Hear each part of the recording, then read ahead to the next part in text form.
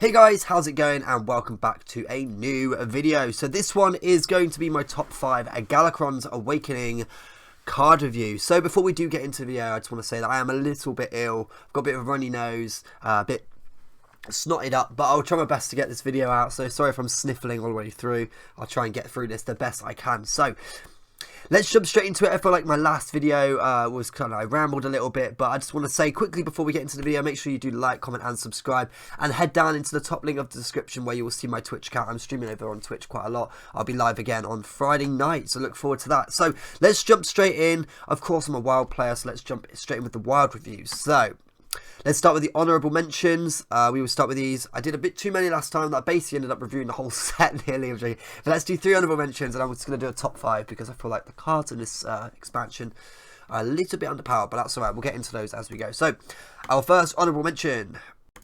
Okay, that intro was very rapid, but here we go. Let's jump straight in with our first honourable mention, and that card is in fact Winged Guardian. Winged Guardian is a 7 mana 6/8 beast with Taunt and Reborn. It also has the spell-proof effect as well that can't be targeted by spells or hero powers. The reason I put this in my honourable mention list and not in my top 5 list, I do think it's a fantastic card. I just think it competes too close with the new Emerald Drake, which I think is really powerful. And a card like this would 100% see play in like the Wall Druid or is it Hadronox or something like that, the big spider. It would see play in that deck, but because of the beast tag, it just turns this card off.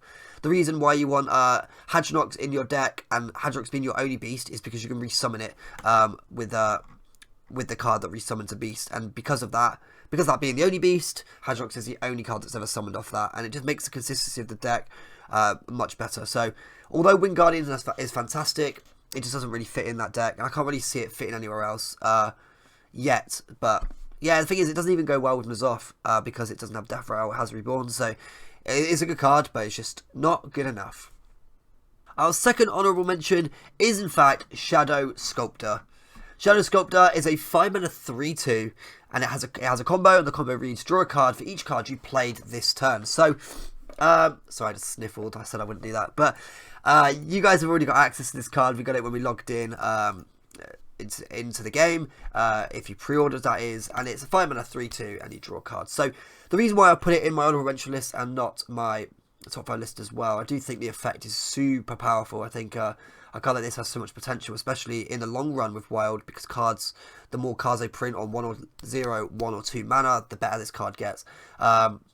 But even with in like Odd Rogue and stuff, with the amount of lackeys that you're using, with Evil Miscreant and stuff like that, like this card definitely has potential, and I could see it even filling up your hand. Like this is could be like draw 5+ cards for 5 mana, which is crazy. Obviously, it's very similar to the what's that card called? It's like a 4 mana 3/2 combo, draw 2 minions to your deck. It's kind of similar to that. I can't think what it's called off the top of my head, but it's very similar. Even the art looks kind of similar. But yes, Shadow Sculptor could be really, really good. I think we need to play with it a little bit more and get our hands on it properly and test the stuff we can do with that card. But yeah, other than that, just don't think it makes my top 5, but definitely a card to keep an eye on.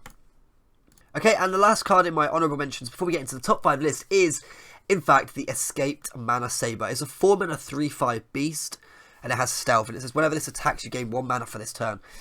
The reason I put it in my honourable mentions, and I don't think it makes the top 5 because I don't think it's that crazy, but I wanted to talk about it just for a little bit because it's our first neutral mana generator, I believe. Okay, there's also another one in this set where you get a coin, but this card's a neutral mana ramp sort of thing. I think one crazy thing I think a lot of people are not really people aren't talking about is it can be pulled off Oaken Summons and Vargoth. If you I don't know, if you like hit Oaken Summons and hit this, or even if you like hit Oaken Summons, hit Vargoth and then into this, like you've just got this on the board. It's stealth because they can't interact with it. And then when you attack, you're getting mana and it ramps. If you play this on 4. You go on 5 next turn, you attack, you go to 6, that's perfect into Nourish, so that's a really good ramp there. I think this card has a lot of potential in Druid especially, but even though it's mana, and I'm assuming it would go well in Druid, there's a lot of cards, and a lot of other classes I think this card would be great in. Any mana ramp in any class is just you know, crazy powerful, especially in Wild. When you start mana cheating in Wild, that's when decks go crazy. So think about Secret Mage at the moment. You know, because those secrets cost 0, you could do so much crazy stuff. So yeah, Mana Saber I think is actually really powerful. I do think, I know a lot of people are saying give it Wind Fury. It's a beast, play it in Hunter. Don't know. We just need to have a little think about what we can do. I think even in like a Rogue, it has stealth. Play it in a Rogue with like, you can play it on 4, attack up to 6, and like play gadgets and Auctioneer and stuff, and have an extra mana with the gadgets in is really powerful. So there's a lot of stuff we can do. Let's just see what we can do with it. Okay, so the card in my 5th position, we're going into the top 5 now. In my 5th position, it's actually Frenzied Fellwing. It's a 4 mana 3/3 demon, and it costs 1 less for each damage dealt to your opponent this turn. So, guys, I just want you to think about how crazy this card could potentially be. So, in a lot of aggro decks at the moment, we're running Ship's Cannon, and we're running all the Pirates. We're running the new Brigand, which is a 0 mana, well, people are describing it as a 0 mana 2/2 pirate. If you play Ship's Cannon on 2 into a pirate, or let's just say, yeah, I don't know, Ship's Cannon, and then you play Pirate into Patches into Brigand, that's already 6 damage to face on turn 2, and this is just another 0 mana card you can play from your hand. It's just, I just think this, although it's a demon, a lot of people are assuming it will go well into like a zoo deck and stuff. Like any aggro deck, I think is going to be all over this. It's a 0 mana minion, and it's just exactly what aggro decks in Wild need. Obviously, it doesn't fit into any of the odd paladin or odd rogue, but anything like token druid, your more typical aggro. I think even like aggro pirate warrior could even use this. I think any aggro decks are definitely going to be all over this, and I think because of the mana reduction on something that's actually quite easy, you just need to do 4 damage. I think this card's good, so keep an eye on that one for sure. So yeah, that goes in 5th place for me. Now here's one I'm actually super excited to use. I believe we get access to this next week. I'm not sure, but I'm pretty certain for that. It's a 3 mana 2/5 elemental called Arcane Amplifier. It also says that your hero power deals 2 extra damage. Doesn't say extra damage this turn, it just has a passive effect. So, I know this is really meme level, but I actually think this could turn the deck on, especially with another card that actually isn't in my list, so I might whack that on the screen now for a second. And that card that I'm talking about is Animated Avalanche. It's a 7 mana 7/6 elemental. It says if you played an elemental last turn, summon a copy of this. So there's that card. Think about it, read it, and it's gone. So let's go back to Arcane Amplifier. The deck that I was originally on about was Odd Mage. Just putting Baku in your deck in Mage makes your hero power do 2 damage. With this on board as well, that means it's a 2 mana 4 damage ping. It can go to face or kill a minion.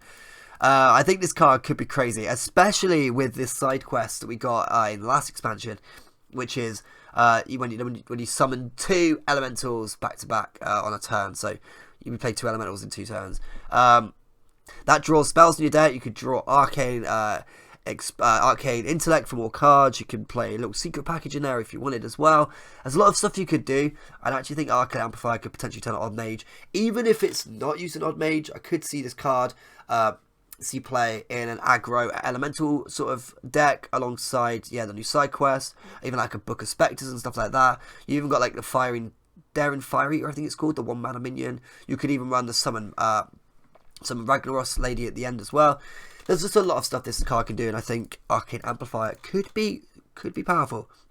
It's a sticky minion against aggro as well because of the health. So I think keep an eye on Arcane Amplifier. Definitely keep an eye on it. So the card in 3rd position, we all have access to it already, and that card is Licensed Adventurer. It's a 2 mana 3/2 Battlecry. If you control a quest, add a coin to your hand. So this card is just crazy good. So I just want to put you in a few examples. I've already played with this in Quest Mage, and it's absolutely nuts. So you play a quest on turn 1, and you play this on turn 2. You get a coin.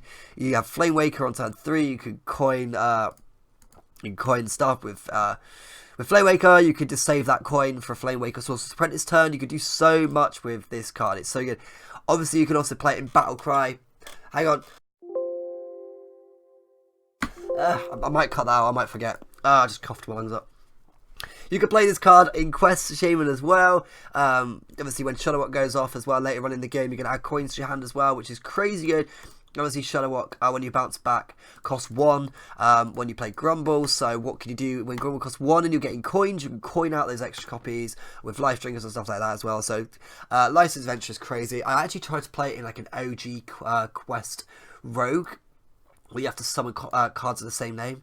But when you actually, it didn't seem, it was, okay, it wasn't great, I was getting destroyed by aggro, but when you're actually bouncing this, it doesn't feel like you're getting punished because you're getting a coin all the time.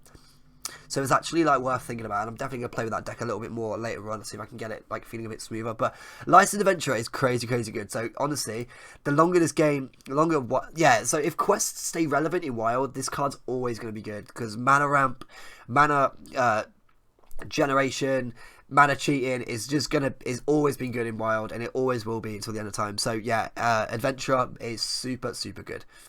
Now, the card in second place is one I'm actually super excited about. I'm gutted because I believe we don't get it until the 4th week. But whatever. It's a 3-mana, 4/3 demon, and it's called Chaos Gazer. The Battlecry says, corrupt a playable card in your opponent's hand, and they have 1 turn to play it. This card is absolutely nuts. So, I think the best way to describe it is it's a tech card. So, but it's an anti-combo card, so you can play this on turn 3, for example, and it will corrupt a card that is playable in the opponent's hand. So, for example, if they're on 3 mana and you play this, a card that's 3 mana or less will become corrupted. So, why I think this is so good is we have a crazy combo in the game at the moment. That's Mechathune. If you play this on turn, if you coin this out on turn 2. There's a chance that you could corrupt Bloodbloom. When Bloodbloom's out of the game, they have 1 turn to play it. When Bloodbloom's gone, their combo's over unless they're running 2 copies. But I think Chaos Gazer is a crazy anti-combo card. I can see it almost going in a Warlock deck that is almost like a Corruption Warlock, where you play it alongside like Dirty Rat Doomsayers. Just a deck that's meant to be just it has a deck full of tech cards and just good removal, almost like I guess control lock. So I think Chaos Gaze is really good. I think if combo decks ever become relevant in Wild again, I know they kind of have been, but stuff like Divine Spirit Priest, Chaos Gaze is always going to be good. In a Fire Priest, I should have said. Chaos Gaze is going to be good. So just having Chaos Gazer in the game is going to keep those crazy combo decks in shape, which I think is really good. So Chaos Gazer takes my 2nd place position. So the card in 1st place for me, everybody knows I just love a good combo deck, and the card for me is Cleric of Scales. It's a 1-mana 1/1. If you're holding a dragon, discover a spell from your deck. So this is basically Shadow Visions on legs. It wants you to play dragons, but dragons in priests are good. You've got loads of good options. You've got like Dustbreaker. You've got the 5-mana 5/6 dude that copies a spell from your opponent. There's just a lot of stuff you can do, and I think because it's getting a copy from your deck, it just is basically building up combos. I think Mind Blast Priest is back on the cards for this one, like Velen and stuff, and anything like Divine Spirit in a Fire stuff as well is well and truly back on the cards for this one, because those decks use dragons anyway, so this is never going to feel out of place. Running this and Shadow Visions is just going to be absolutely nuts. Getting extra copies in like the slower matchups, get extra copies of Divine Spirit. Against aggro, getting extra copies of like Ball Clears. Like Cleric of Scales is super good. So yeah, and obviously it's a 1-mana. You can play it on 1. I don't know if you ever do play it on 1. I think maybe play this later on when you start to get a sort of an idea of what you're playing against. You're playing against pirates, maybe you can play it on 1 and try and find yourself Spirit Lash, or I don't know, like Shadow of Pain or whatever. But yeah, this card's flexible as well. It doesn't have to go to combo deck. It can go in any sort of like value generated decks as well. So yeah, that actually sums up my top 10, guys. 10, top 5. Oh, felt like I was doing 10.